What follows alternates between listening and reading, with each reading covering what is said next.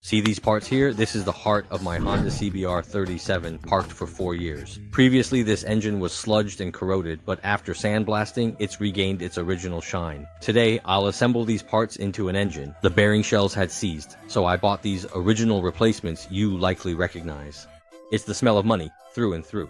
But there are two types of bearing shells. One is aftermarket and the other is original. Both are the same grade, but one is made of aluminum alloy. What's the difference? It all comes down to how durable your engine will be after assembly. See, from the outside, it's hard to tell which is original and which is aftermarket, but once you install them in the bike, you'll notice immediately. If it's the aftermarket one, a single twist of the throttle and it's done for. That's why this is absolutely crucial. It's the core component that determines how durable your engine will be after assembly. Next up, it's like playing a game of Lego. Give me an hour and I'll show you what I can do with them. Bring it back to life and start it up.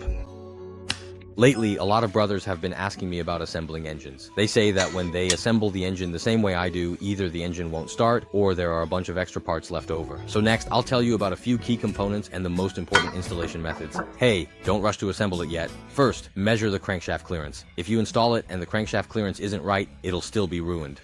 I use the plastic gauge method for measuring. First, cut them to the appropriate length and place them all on the crankshaft journals. Then, put the crankcase back on, and according to the data in the maintenance manual, apply the corresponding oil paper. The torque for these bolts is 23 Newton meters. So this way, we get their oil film clearance. Then I checked each one again step by step and found that they were all controlled at around 0.05 millimeters, which is completely within the normal range. Now, some people might ask, if you always keep the clearance just right, what if it is too large? Or if the oil film clearance is too small, what should you do then? Actually, this is quite simple. If it's too troublesome, just directly replace the crankshaft, the bearing shell, and the cylinder block. I won't go into too much detail here, but it's best to replace the original factory bearing shells that match the degree of wear. This is the most ideal solution. If the oil film clearance is too small, then you can gradually scrape the bearing shell. Experienced mechanics should be quite familiar with scraping bearings.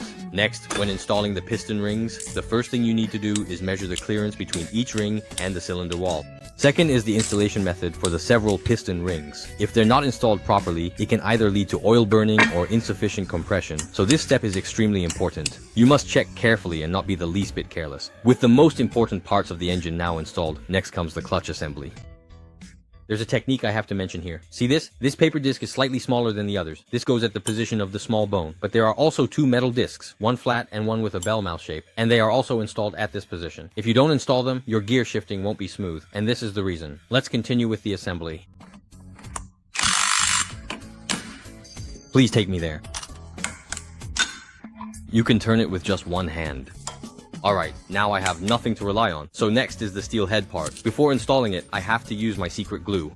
Give it a layer first. Of course, this isn't because the surface isn't good enough, but doing this will prevent unnecessary problems later on. Anyone who's suffered from this should know.